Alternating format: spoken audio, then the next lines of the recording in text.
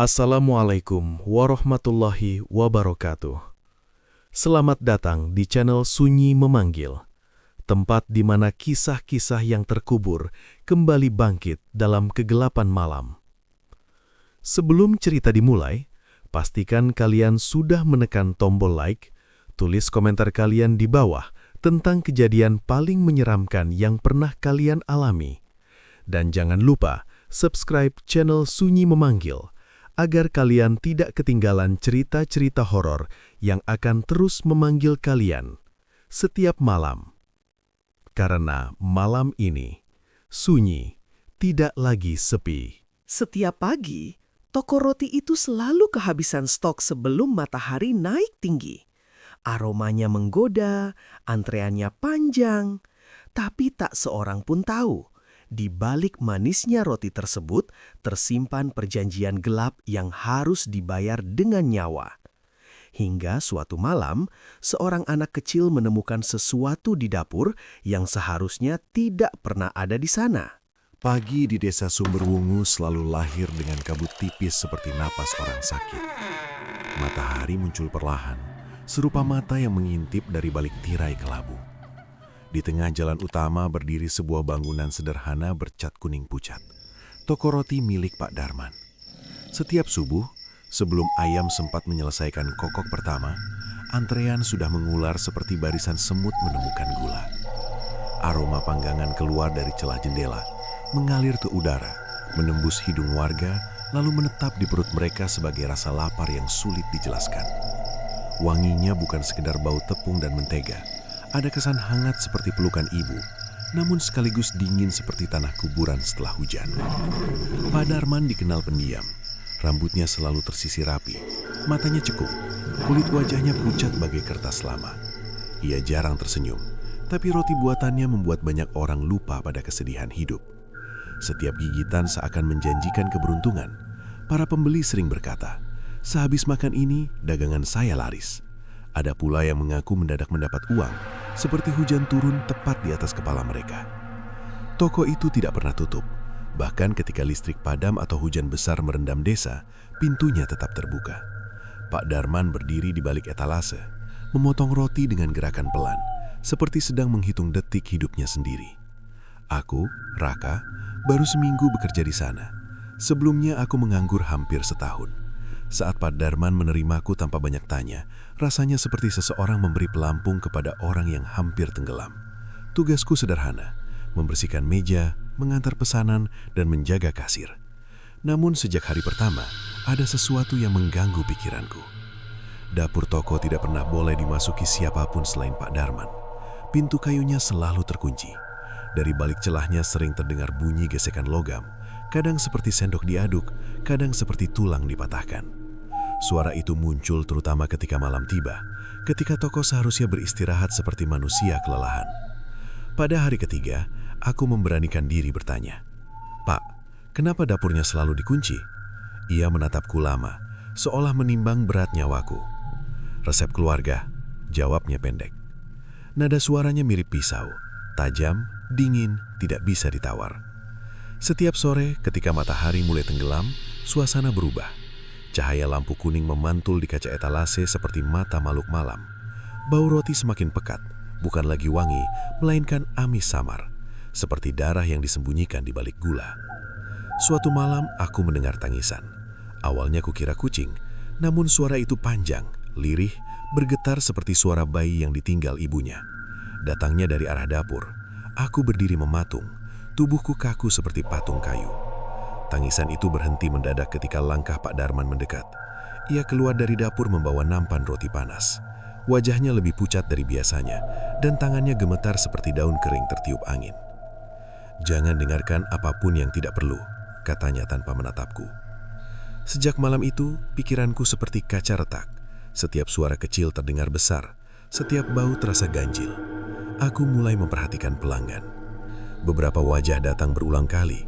Mereka makan dengan rakus, seakan roti itu obat bagi penyakit yang tidak terlihat. Ada perempuan tua yang selalu berbisik sendiri sebelum menggigit. Ada pria berbaju hitam yang menatap roti seperti menatap makam keluarganya. Suatu pagi, anak kecil bertanya polos, "Om, Rotinya dibuat dari apa? Pak Darman tersenyum tipis. Senyuman itu tidak sampai ke matanya. Dari sesuatu yang sudah tidak dibutuhkan dunia. Jawaban itu seperti awan gelap menggantung di kepalaku. Hari kelima, saat membersihkan lantai belakang, aku menemukan bercak hitam dekat pintu dapur.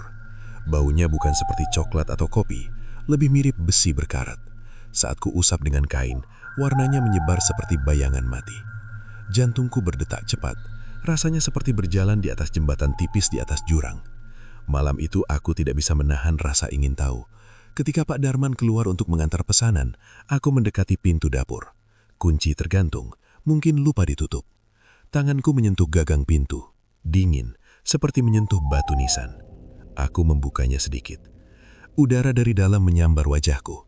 Bau aneh memenuhi hidung, campuran tepung, tanah basah, dan sesuatu yang tidak ingin kusebutkan.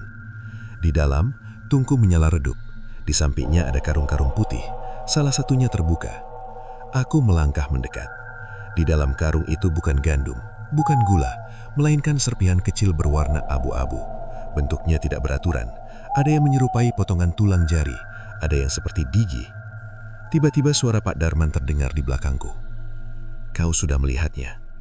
Aku berbalik, ia berdiri seperti bayangan tanpa cahaya.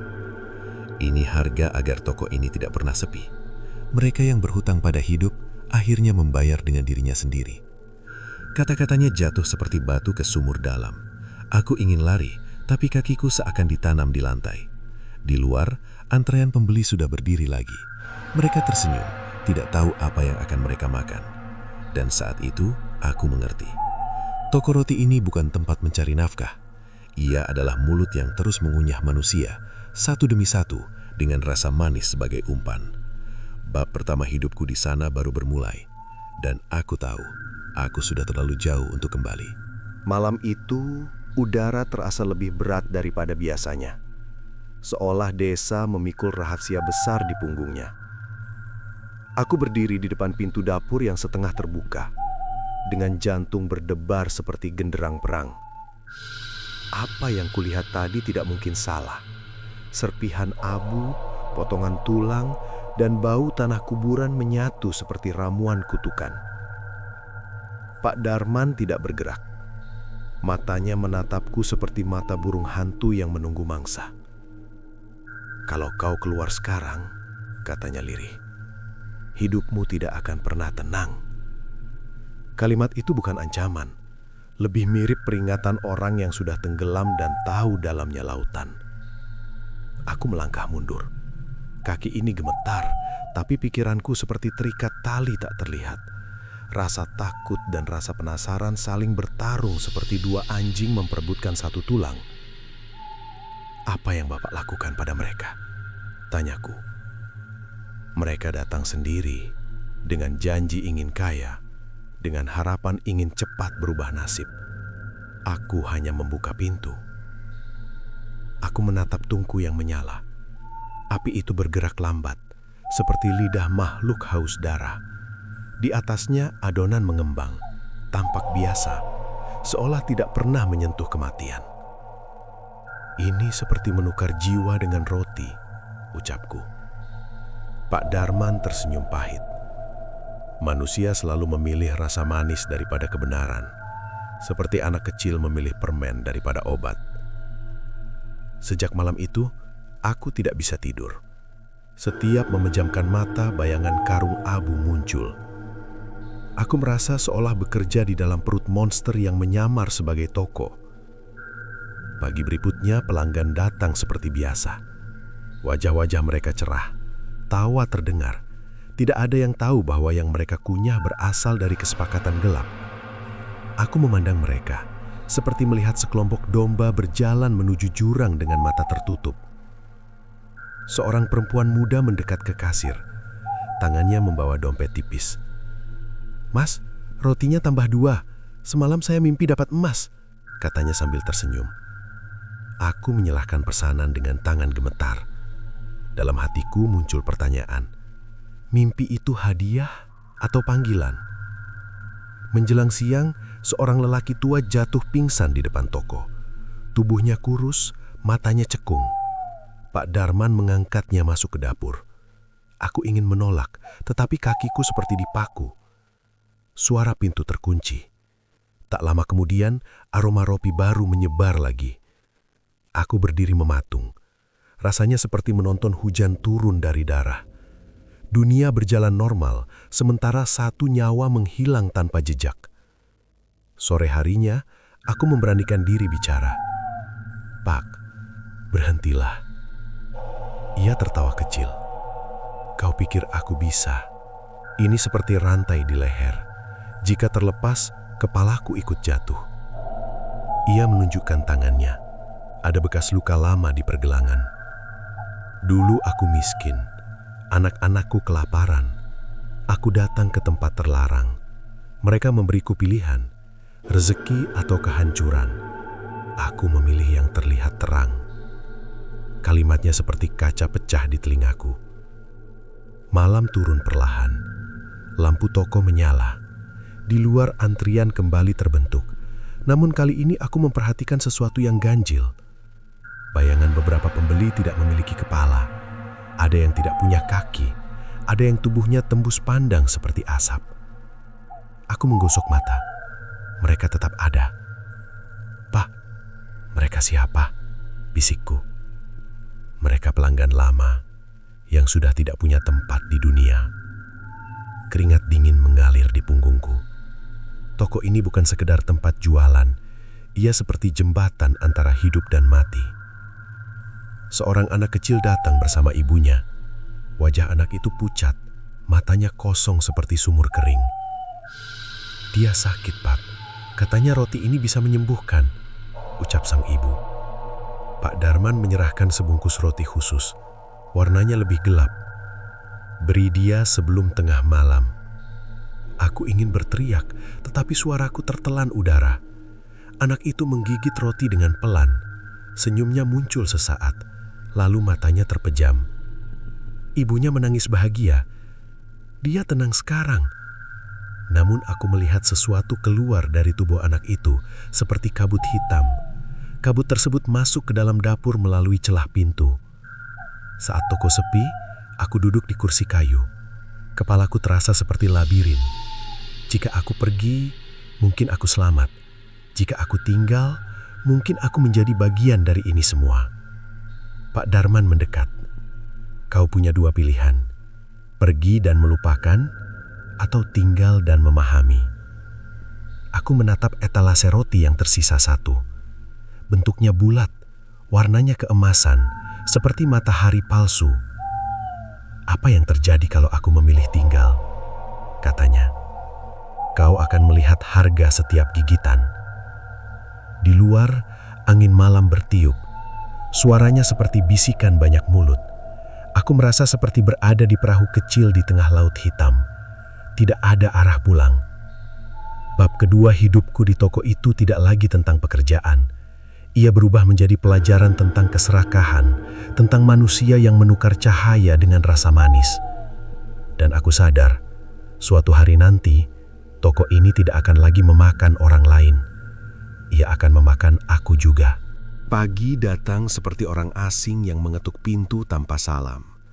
Cahaya menyelinap lewat kaca etalase, memantul pada rak kayu, lalu jatuh di lantai seperti potongan logam dingin. Aku membuka mata dengan tubuh kaku. Malam sebelumnya aku tidak benar-benar tidur. Pikiranku berjalan berputar, serupa roda gerobak di lumpur. Semakin digerakkan justru semakin tenggelam. Toko sudah ramai. Derap langkah pembeli terdengar seperti hujan batu kecil. Setiap wajah membawa harapan, seperti ember kosong menunggu diisi. Mereka tidak tahu bahwa yang mereka cari bukan sekadar makanan, melainkan janji semu yang dibungkus aroma manis. Pak Darman berdiri di balik meja, punggungnya sedikit bungkuk. Ia terlihat seperti lilin yang meleleh perlahan, masih menyala, tetapi bentuknya hampir habis. "Kau masih di sini?" katanya tanpa menoleh. Aku mengangguk. Tidak ada keberanian untuk berkata jujur. Mulutku seperti dikunci rasa takut. Sejak kejadian semalam, pandanganku berubah. Aku tidak lagi melihat pelanggan sebagai manusia biasa. Mereka tampak seperti bayangan yang haus cahaya. Ada yang matanya kosong, ada yang senyumnya terlalu lebar, seperti topeng pesta yang dipakai di pemakaman. Seorang pria datang dengan pakaian rapi, tangannya menggenggam uang tebal. "Ini pesanan khusus," ujarnya pelan, "seperti kemarin." Pak Darman masuk ke dapur, suara kunci beradu dengan besi. Aku berdiri sendirian di depan etalase. Rak roti terlihat penuh, namun hatiku seperti gudang kosong. Beberapa menit kemudian, pria itu pergi membawa bungkusan coklat gelap. Wajahnya cerah, seperti baru keluar dari mimpi indah. Di luar, seekor burung jatuh dari kabel listrik. Sayapnya berkibar sebentar, lalu diam.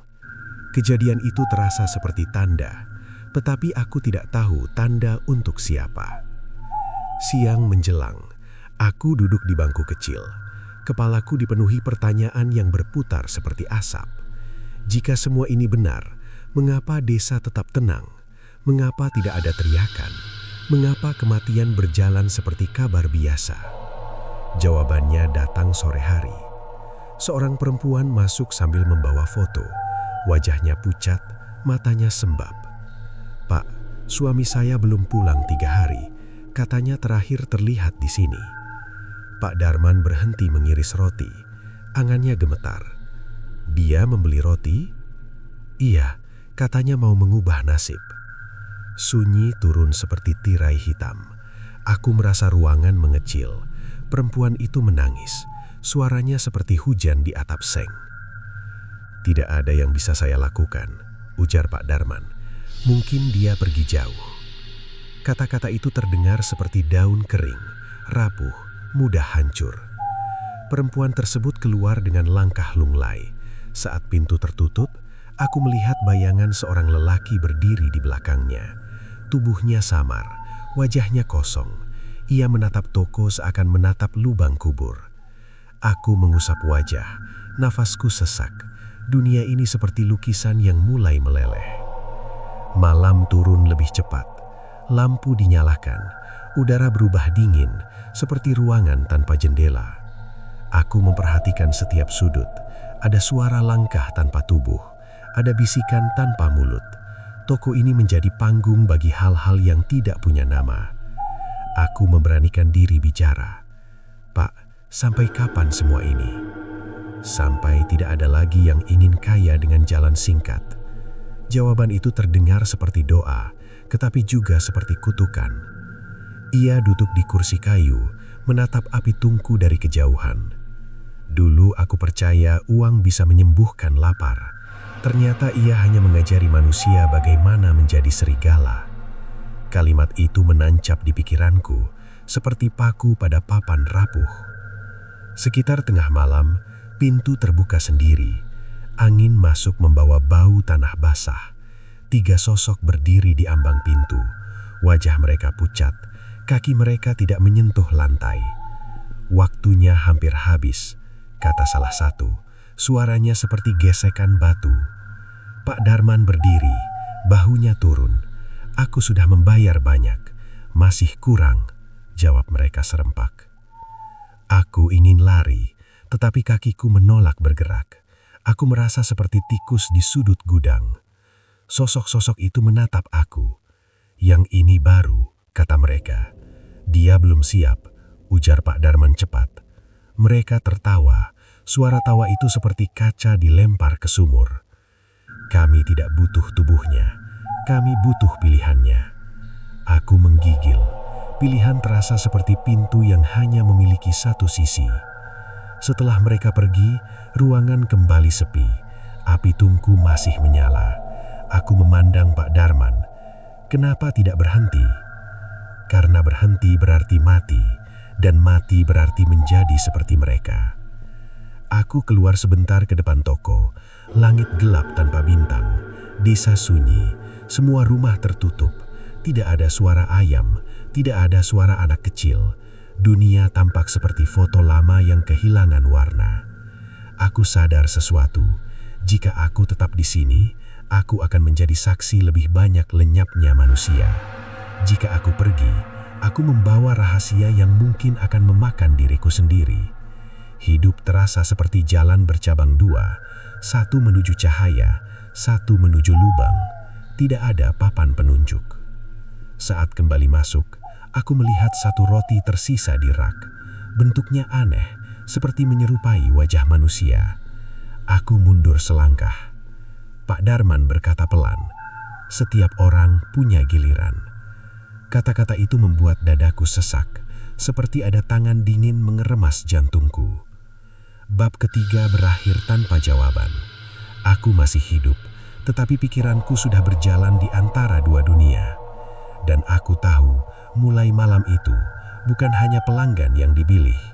Toko ini sedang menunggu aku menentukan harga dari keberadaanku sendiri. Subuh tiba seperti tamu yang datang tanpa diundang. Kabut menggantung rendah, menyentuh atap toko, lalu jatuh perlahan ke jalan seperti kain kafan tipis. Aku berdiri di depan etalase dengan dada terasa kosong. Semalam aku tidak pulang. Bangku kayu menjadi ranjang dan suara tungku menjadi lagu pengantar tidur yang lebih menyerupai doa kematian. Pagi itu, Pak Darman tampak lebih tua. Wajahnya kusam seperti tembok yang lama tidak disentuh matahari. Ia tidak berbicara. Tangannya bekerja otomatis, mencetak adonan, membentuk bulatan, memasukkannya ke dalam api. Gerakannya mirip jam rusak, tetap berdetak, tetapi tidak tahu untuk apa. Aku mengamati jalan di depan toko. Tidak ada anak sekolah, tidak ada tukang sayur. Desa seperti berhenti bernafas. Hanya toko roti yang hidup, seperti jantung hitam yang memompa rahasia ke seluruh penjuru. Seorang pria datang pertama kali hari itu. Bajunya mahal, sepatunya mengkilap, tetapi matanya kosong. Ia meletakkan uang tanpa bicara. "Seperti biasa," katanya singkat. Aku menyerahkan bungkusan. Tanganku terasa seperti mengirim surat kematian. Pria itu pergi. Beberapa langkah dari pintu, ia terhenti. Tubuhnya goyah, lalu jatuh ke aspal seperti boneka kayu dipotong talinya. Orang-orang mulai berkumpul. Tidak ada jeritan, tidak ada panik.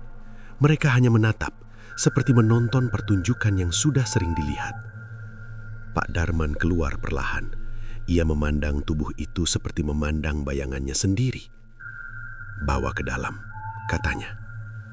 Aku membantu mengangkatnya. Berat tubuh itu tidak seperti manusia hidup. Terasa dingin, seperti membawa karung tanah basah. Di dapur, Pak Darman menutup pintu. "Ini hutang yang datang sendiri," ucapnya pelan. "Dia masih bernafas," kataku gemetar. "Tidak lama." Aku memalingkan wajah. Aku merasa berada di tengah sungai hitam tanpa tepi. Semua yang kusentuh berubah menjadi noda. Siang menjelang dengan udara pengap. Bau roti bercampur aroma aneh yang membuat kepalaku pening. Aku melihat bayangan bergerak di sudut ruangan. Bukan manusia, lebih mirip kabut yang belajar berdiri. Seorang anak kecil masuk sendirian. Bajunya kotor, rambutnya kusut. "Om, ibu suruh beli roti. Katanya biar ayah cepat sembuh." Kata-kata itu seperti pisau di dada. Aku menatap Pak Darman. Ia diam lama, tangannya berhenti. Untuk pertama kalinya aku melihat matanya basah. Ia mengambil satu roti paling kecil. "Ini saja," katanya. "Jangan kembali ke sini." Anak itu pergi sambil tersenyum.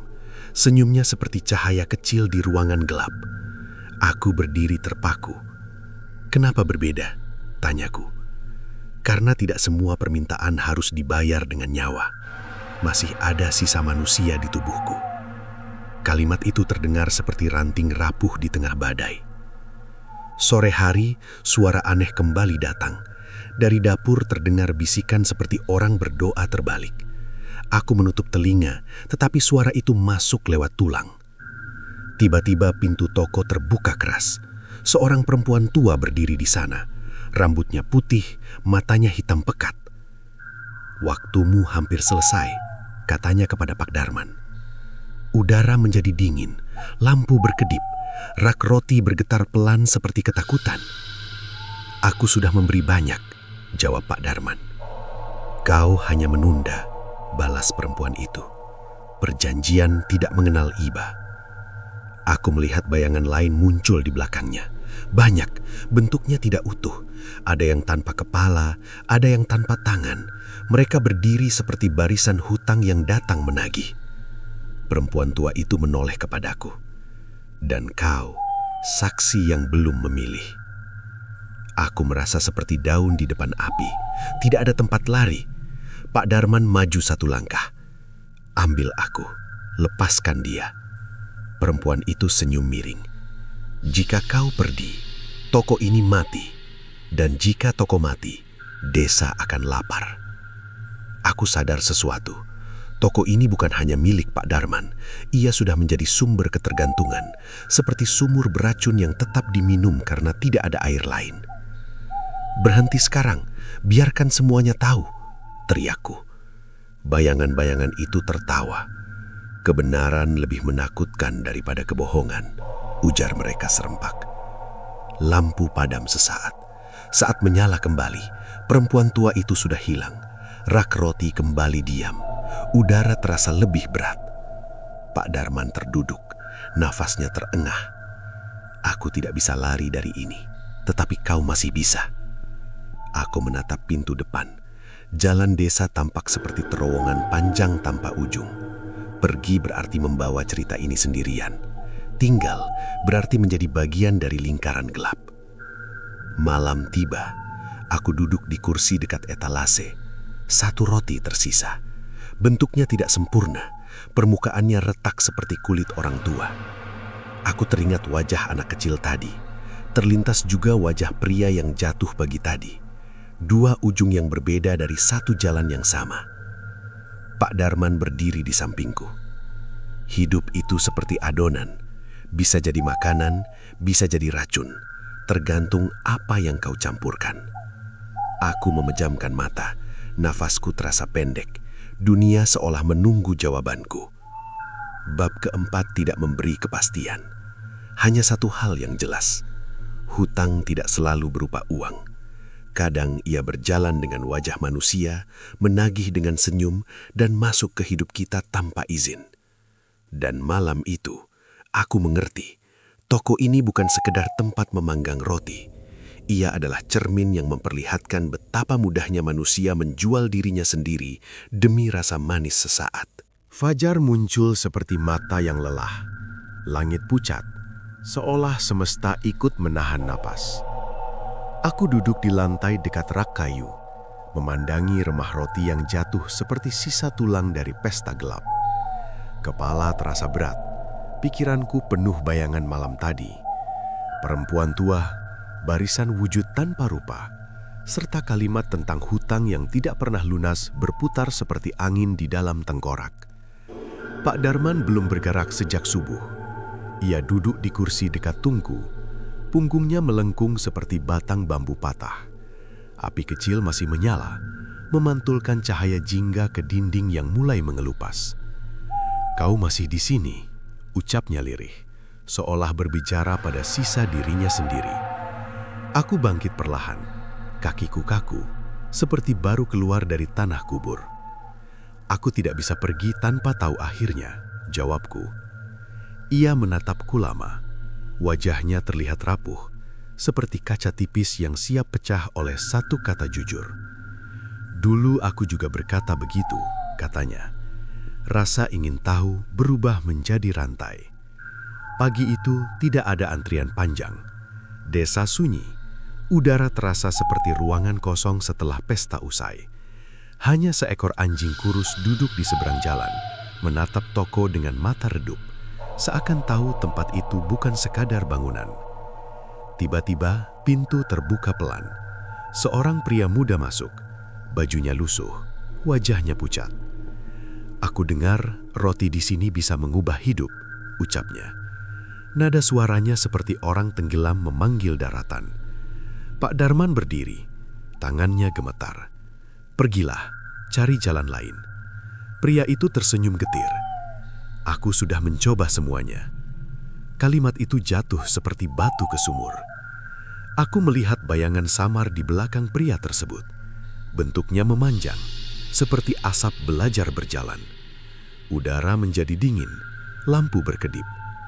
Pak Darman menutup mata. Ia masuk ke dapur tanpa berkata apa-apa. Aku berdiri di antara pintu dan etalase, merasa seperti penjaga gerbang menuju neraka. Beberapa menit kemudian, Pak Darman keluar membawa satu bungkusan. "Ini yang terakhir," katanya pada pria muda itu. "Setelah ini, aku berhenti." Pria tersebut menerima dengan tangan gemetar. Wajahnya berbinar, seperti orang melihat matahari pertama kali. Ia pergi tanpa menoleh. Aku menatap Pak Darman. "Kenapa kau lakukan lagi?" "Karena jika aku menolak, mereka datang sendiri. Dan kali ini, mereka akan mengambil siapapun." Siang menjelang dengan panas yang tidak biasa. Udara terasa kering, seperti lidah haus air. Aku melihat gerakan aneh di luar kaca.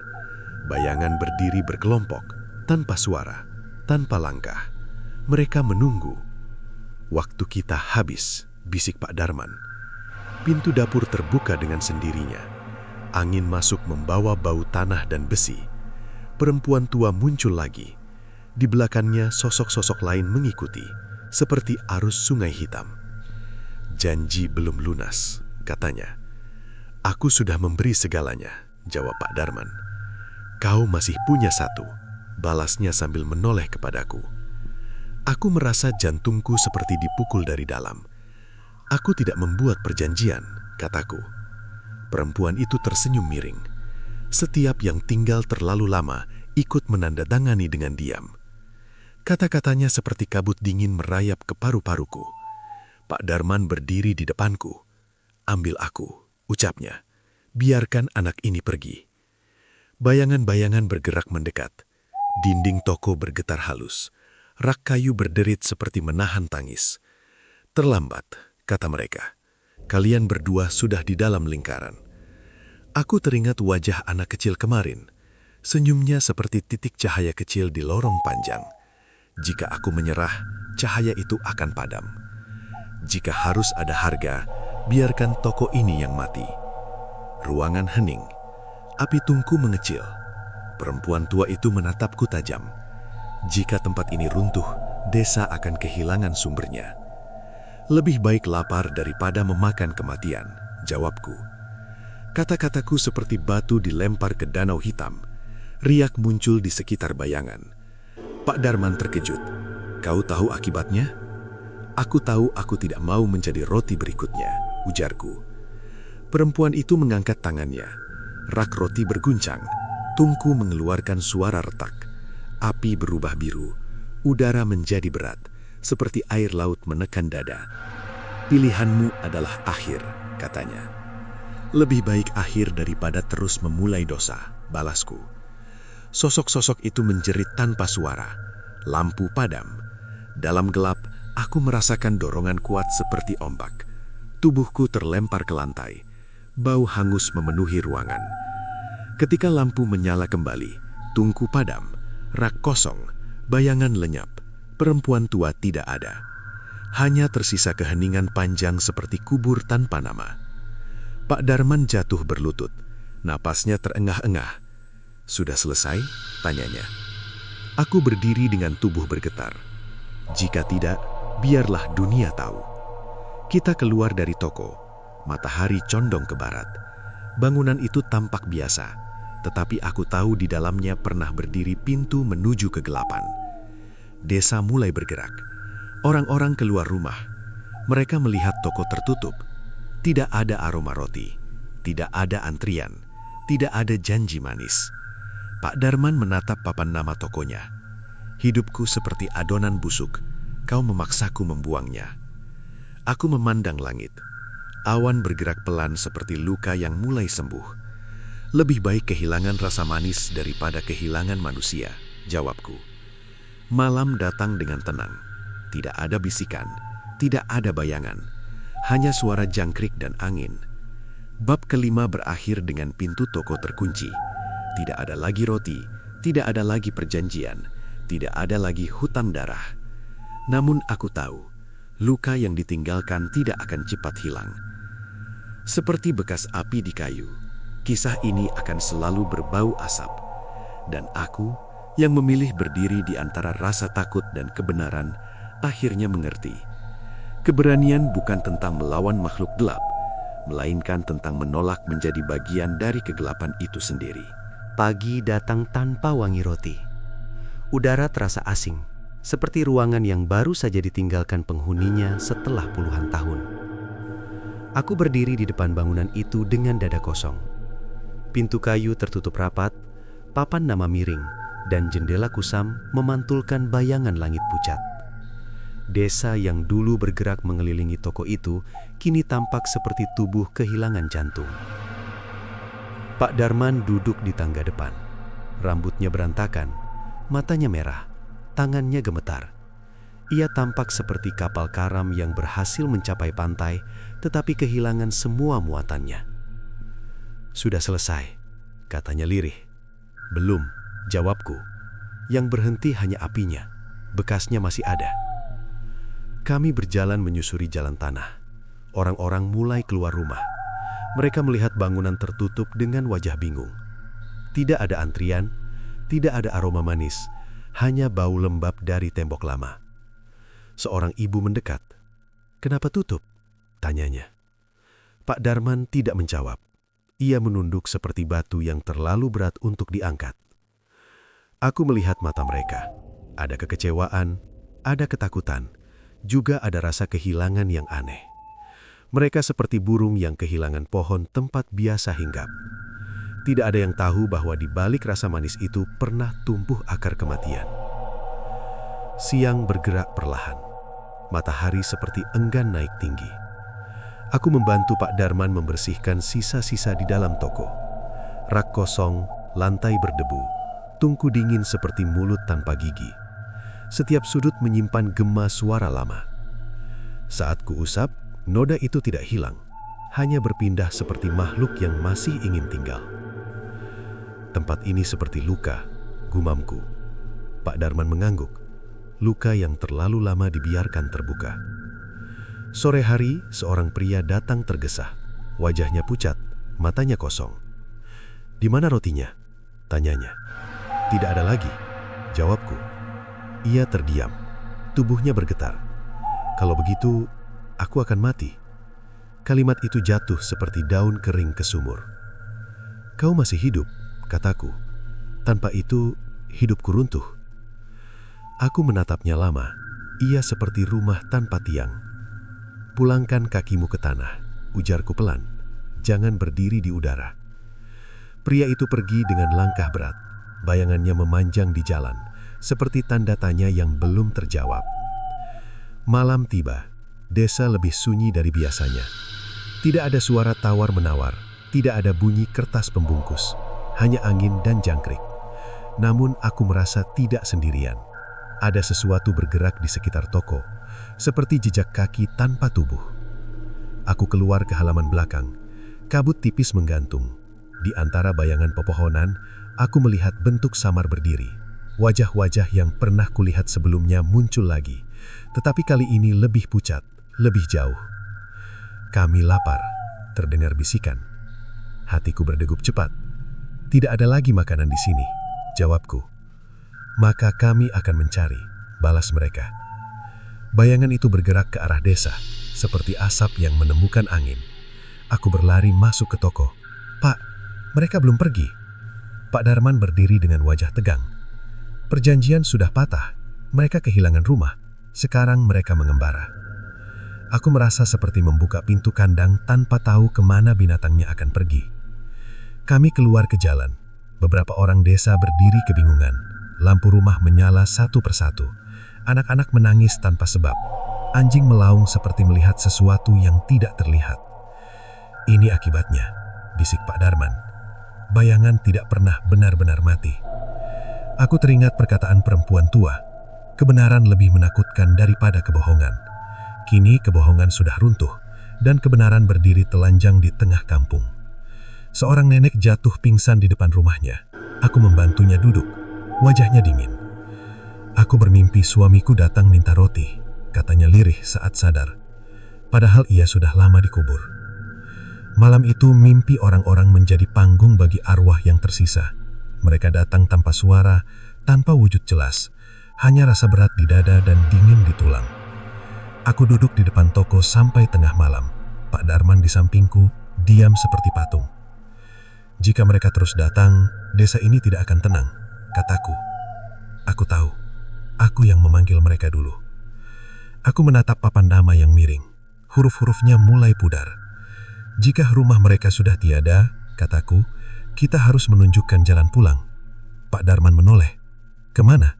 Ke tempat mereka berasal. Ia terdiam lama. Kau tahu artinya? Aku tahu, artinya tidak bersembunyi lagi. Angin malam berputar seperti bisikan banyak mulut. Aku merasa seperti berdiri di tengah ladang bekas kebakaran. Api padam, tetapi panas masih tersisa di tanah. Bab ke-6 berakhir tanpa tidur. Desa masih berdiri, toko sudah mati, tetapi bayangan berjalan bebas. Aku mengerti satu hal. Menghentikan kejahatan bukan berarti dunia langsung menjadi terang. Kadang, yang tersisa adalah senja panjang, tempat luka belajar menutup dirinya sendiri. Dan di senja itu, aku dan Pak Darman berdiri sebagai saksi, menunggu hari ketika jejak jelap benar-benar hilang dari jalan yang pernah dipenuhi rasa manis palsu. Pagi itu tidak membawa matahari, hanya cahaya abu-abu yang menyelimuti desa seperti kain penutup luka. Suasana terasa hampa, seolah waktu berjalan dengan langkah pincang. Aku dan Pak Darman berdiri di depan toko yang kini tak lagi bernyawa. Bangunan itu tampak seperti kulit ular yang ditinggalkan setelah berganti rupa. Kita tidak bisa menunggu lebih lama, ucapku pelan. Ia mengangguk, wajahnya keras, tetapi matanya menyimpan takut yang belum sembuh. Kami berjalan menuju pinggir desa, ke arah hutan kecil yang jarang dilewati orang. Tempat itu seperti halaman belakang dunia, penuh semak, lembab, dan bau tanah basah. Angin di sana berbisik seperti orang tua yang mengingat masa lalu. Setiap langkah terasa berat, seolah bumi menahan telapak kaki kami. Daun-daun kering berderak, bunyinya menyerupai tulang rapuh dipatahkan pelan. Aku merasa seperti sedang masuk ke dalam perut sejarah yang busuk. Disinilah dulu aku datang, kata Pak Darman, saat perut anak-anakku kosong dan harapan terasa seperti asap. Aku memandang pepohonan yang saling menutup cahaya. Batang-batangnya tinggi, tetapi cabangnya bengkok seperti tangan orang tenggelam meminta tolong. Kami menemukan sebuah batu besar. Di atasnya ada simbol-simbol pudar, bekas ukiran lama. Tanah di sekitarnya berwarna lebih gelap, seolah pernah disiram hujan yang bukan air. Ini pintu, bisiknya. Bukan pintu kayu, melainkan pintu kesepakatan. Udara berubah dingin, bau besi dan tanah bercampur seperti nafas makam. Aku merasakan bulu kuduk berdiri, bukan karena angin, tetapi karena sesuatu memperhatikan dari balik pepohonan. Bayangan muncul satu persatu, tidak jelas bentuknya. Ada yang seperti manusia, ada yang seperti asap yang belajar berdiri. Mereka tidak berjalan, melainkan meluncur, seperti pikiran buruk yang sulit diusir. Kami tersesat, terdengar suara serak. Kami haus, bisik yang lain. Pak Darman melangkah maju, tangannya gemetar, tetapi tubuhnya tegak seperti tiang terakhir sebuah rumah. Aku yang memanggil kalian, aku yang harus mengantar kalian kembali. Bayangan-bayangan itu bergerak mendekat. Udara terasa berat, seperti berada di dasar danau. Aku merasakan paru-paruku dipenuhi kabut. Tidak ada jalan pulang, kata salah satu. Perjanjian telah memutus arah. Aku teringat wajah anak kecil, pria jatuh di jalan, perempuan yang kehilangan suami. Semua potongan itu seperti kepingan kaca yang kini menekan dadaku dari dalam. Jalan pulang bukan tempat, kataku tiba-tiba. Ia adalah keputusan. Bayangan berhenti, hutan sunyi, bahkan serangga pun diam, seolah dunia menahan nafas. Pak Darman membuka bajunya. Di dadanya tampak bekas luka panjang, seperti garis yang ditarik oleh pisau masa lalu. Inilah harga yang dulu kubayar, ujarnya. Ambil kembali. Ia menusukkan ujung jarinya ke tanah di depan batu besar. Darah menetes perlahan, meresap ke bumi. Bau besi kembali muncul, lebih kuat. Aku ingin menghentikannya, tetapi tubuhku seperti diikat rasa bersalahnya. Tanah bergetar halus, simbol di batu menyala samar. Bayangan-bayangan menjerit tanpa suara. Mereka bergerak berputar seperti daun terseret pusaran angin. "Jangan tinggalkan kami," teriak salah satu. "Kami bukan milik dunia ini lagi," jawab Pak Darman. Cahaya redup muncul dari tanah, bukan putih, melainkan kelabu seperti fajar sakit. Bayangan mulai memudar, satu persatu, seperti asap yang kehilangan api. Aku berdiri di samping Pak Darman. Tubuhnya lemas, tetapi wajahnya terlihat lebih ringan, seolah beban bertahun-tahun dilepaskan sekaligus. "Jika semua ini berakhir," tanyaku, "apa yang tersisa untukmu?" "Kesalahan dan sisa waktu untuk menebusnya." Hutan kembali bernafas, angin bergerak lagi, daun jatuh perlahan, seperti hujan kecil dari masa lalu. Batu besar itu kini tampak biasa, hanya sebongkah alam tanpa rahasia. Kami berjalan pulang dengan langkah pelan. Langit mulai berubah warna, seperti luka yang diberi perban cahaya. Desa terlihat dari kejauhan, sunyi, tetapi tidak lagi terasa penuh bisikan. Saat melewati rumah pertama, seorang anak keluar sambil membawa layang-layang. Ia tertawa kecil. Suara itu seperti lonceng tipis di tengah kuburan kenangan. Aku merasa ada sesuatu yang bergeser di dadaku. Malam datang tanpa teriakan. Tidak ada mimpi buruk yang menyelinap ke jendela. Orang-orang tidur lebih tenang, bahkan anjing tidak melaung seperti sebelumnya. Aku duduk di depan bekas toko.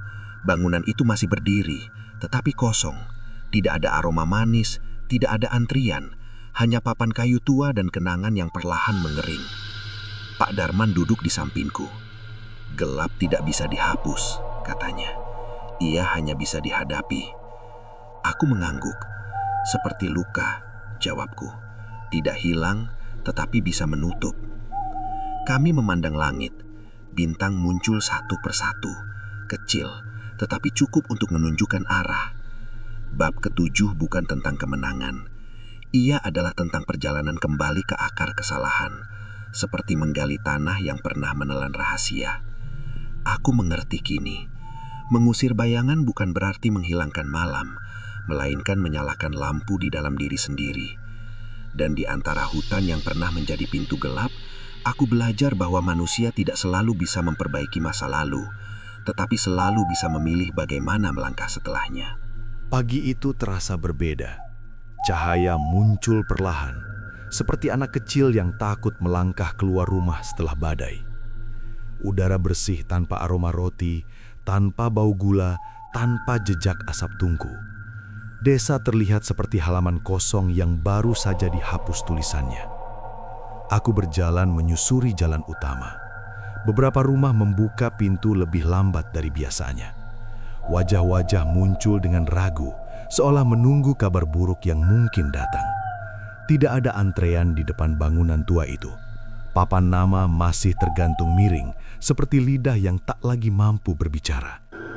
Pak Darman berdiri di teras bekas tokonya. Tubuhnya kurus, bajunya lusuh, tetapi matanya tidak lagi memantulkan bayangan malam. Ia tampak seperti orang yang baru bangun dari mimpi panjang dan menyadari hidupnya masih tersisa. "Bagaimana rasanya tanpa roti?" tanyaku. "Seperti kehilangan tongkat saat belajar berjalan," jawabnya. "Sakit, tapi jujur." Orang-orang mulai berkumpul.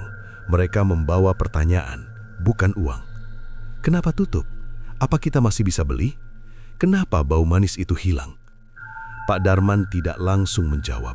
Ia menatap tanah seolah melihat bekas tapak langkah yang pernah ia buat sendiri. "Ada rasa yang tidak seharusnya dimakan," katanya akhirnya, "dan aku sudah terlalu lama menjualnya." Sunyi jatuh seperti kain basah. Beberapa orang saling berpandangan. Ada yang kecewa, ada yang takut, ada pula yang tampak lega tanpa tahu alasannya. Seorang lelaki berteriak, "Sejak toko tutup, aku tidak bisa tidur. Setiap malam aku mimpi buruk."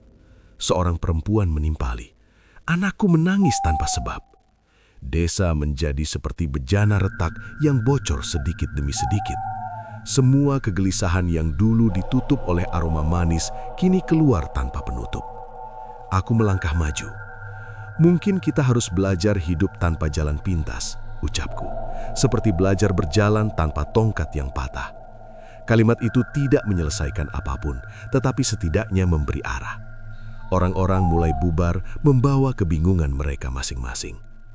Siang hari kami membersihkan bagian dalam bangunan. Debu beterbangan seperti abu dari api yang sudah mati. Rak kayu kami angkat keluar, tungku kami biarkan dingin. Setiap sudut terasa lebih besar tanpa rahasia di dalamnya. Saat mengangkat meja tua, aku menemukan ukiran kecil di bagian bawah. Simbol yang sama seperti di batu hutan. Garisnya pudar, hampir hilang. Jejak selalu tertinggal, gumam Pak Darman. Seperti bekas luka di kulit, jawabku. Sore datang bersama angin hangat. Beberapa anak bermain di jalan, tertawa keras, seolah desa baru belajar bernapas lagi. Tidak ada yang membeli roti, tetapi ada yang berbagi singkong rebus. Tidak ada aroma mentega, tetapi ada bau kayu bakar dan tanah basah. Malam turun tanpa bisikan aneh, namun mimpi belum sepenuhnya pergi. Aku melihat orang-orang terbangun dari tidur dengan keringat dingin. Mereka masih membawa sisa bayangan dalam kepala. Seorang nenek datang ke rumah Pak Darman. Sejak toko tutup, suamiku tidak muncul lagi dalam mimpi, katanya. Aku takut, tapi juga lega. Kalimat itu seperti dua sisi koin. Kehilangan dan keselamatan berada di telapak yang sama. Aku duduk di luar bersama Pak Darman. Langit hitam penuh bintang. Apakah mereka benar-benar pergi? Tanyaku. Tidak semua, jawabnya. Beberapa hanya berubah menjadi kenangan. Kami terdiam lama. Desa terdengar hidup dengan cara baru. Suara jangkrik, kayu bakar, langkah kaki manusia. Bukan suara bayangan. Keesokan harinya kepala desa mengumpulkan warga. Mereka berdiri di lapangan kecil. Tidak ada pidato panjang. Hanya satu keputusan. Bangunan bekas toko akan dijadikan tempat belajar dan berkumpul. Daripada menjadi pintu gelap, lebih baik menjadi jendela, kata kepala desa. Kata itu seperti air untuk tanah kering. Hari demi hari, orang-orang datang membawa palu, papan, dan cat. Dinding yang dulu kusam berubah cerah. Pintu yang dulu tertutup kini terbuka lebar. Anak-anak menggambar matahari di tembok yang pernah menyimpan rahasia. Pak Darman mengangkat kayu. Tangannya gemetar, tetapi langkahnya tegap. Ini lebih berat dari mengaduk adonan, katanya sambil tersenyum kecil. Karena ini bukan tentang rasa, tapi tentang tanggung jawab, jawabku. Malam ketiga setelah perbaikan, desa mengadakan makan bersama. Tidak ada roti, hanya nasi, sayur, dan ikan asin. Namun tawa terdengar lebih jujur. Tidak ada janji cepat kaya, hanya cerita tentang hari esok. Aku menyadari sesuatu. Rasa manis yang dulu memikat ternyata seperti lampu palsu di rawa. Ia membuat orang berjalan tetapi menuju lumpur. Sekarang, tanpa cahaya palsu itu, orang memang berjalan pelan tetapi di tanah yang nyata. Pak Darman duduk di sampingku. Apakah dosaku sudah lunas? Tanyanya. Tidak, tetapi sekarang kau berjalan ke arah yang benar. Ia mengangguk, menerima kata-kata itu seperti menerima hujan setelah kemarau. Bab ke-8 tidak berisi kemenangan besar. Ia berisi perubahan kecil. Suara lahap menggantikan bisikan, asap dapur menggantikan bau aneh, dan langkah kaki manusia menggantikan jejak bayangan. Aku mengerti bahwa desa ini tidak kembali seperti dulu. Ia menjadi tempat baru, seperti tanah bekas kebakaran yang ditumbuhi rumput pertama. Dan di tengah bangunan yang dulu menjual rasa manis palsu, aku melihat sesuatu yang lebih kuat tumbuh. Keberanian untuk hidup tanpa menukar jiwa dengan janji kosong. Pagi terakhir dalam kisah ini datang dengan langkah ringan. Langit tampak lebih tinggi, awan bergerak pelan seperti perahu di sungai tenang. Aku berdiri di depan bangunan yang dulu menjadi toko roti. Kini dindingnya bercat terang, jendelanya terbuka, dan suara anak-anak belajar membaca menggantikan aroma manis yang pernah menipu banyak hati. Desa tidak lagi berjalan mengelilingi satu pintu. Ia bergerak bersama, seperti kaki-kaki kecil semut yang menemukan arah baru setelah sarangnya runtuh. Pak Darman duduk di bangku kayu, memandangi halaman yang dipenuhi orang. Rambutnya memutih lebih cepat, tetapi wajahnya tidak lagi seperti bayangan.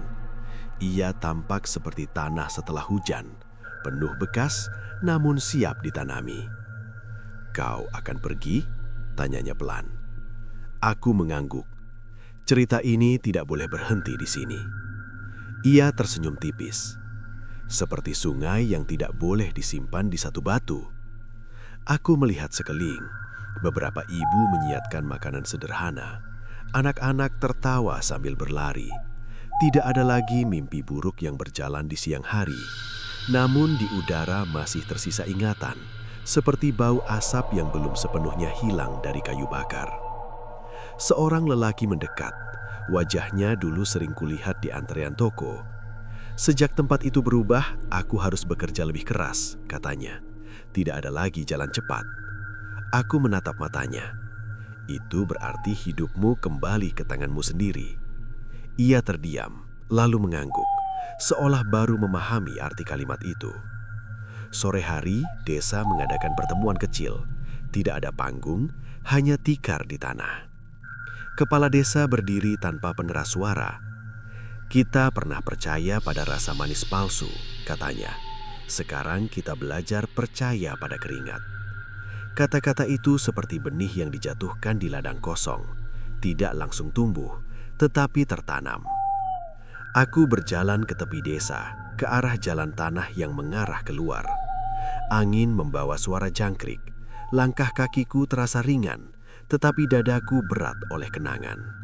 Semua yang kulihat seperti halaman buku yang baru ditutup, tidak hilang, hanya disimpan. Di belakangku Pak Darman memanggil, "Tunggu."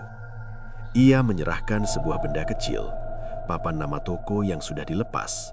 Hurufnya pudar, kayunya retak.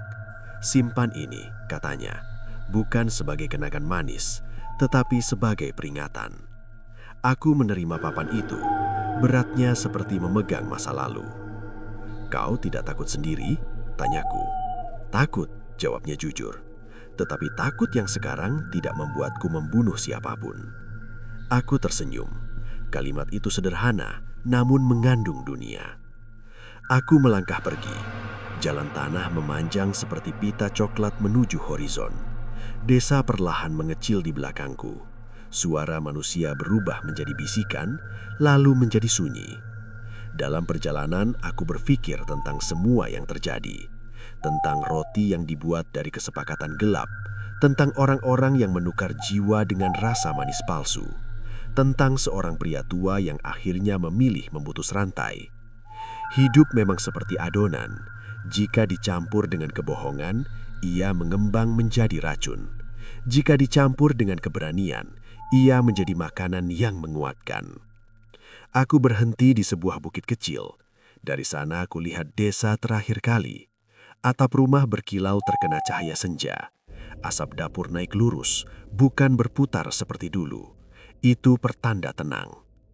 Aku tahu cerita ini tidak sepenuhnya selesai. Akan selalu ada orang yang mencari jalan pintas. Akan selalu ada bayangan yang mencoba kembali. Tetapi sekarang desa itu memiliki mata untuk melihat dan telinga untuk mendengar. Malam turun saat aku melanjutkan langkah. Bintang muncul satu persatu seperti lubang kecil di kain gelap. Aku merasa seperti membawa obor kecil di tengah hutan panjang. Tidak besar, tetapi cukup untuk melihat satu langkah ke depan. Dalam pikiranku, suara Pak Darman terngiang. Gelap tidak bisa dihapus, hanya dihadapi. Aku mengerti sekarang. Dunia tidak berubah karena satu perlawanan. Ia berubah karena banyak pilihan kecil yang dilakukan setiap hari. Bab ke-9 bukan tentang akhir yang perfect.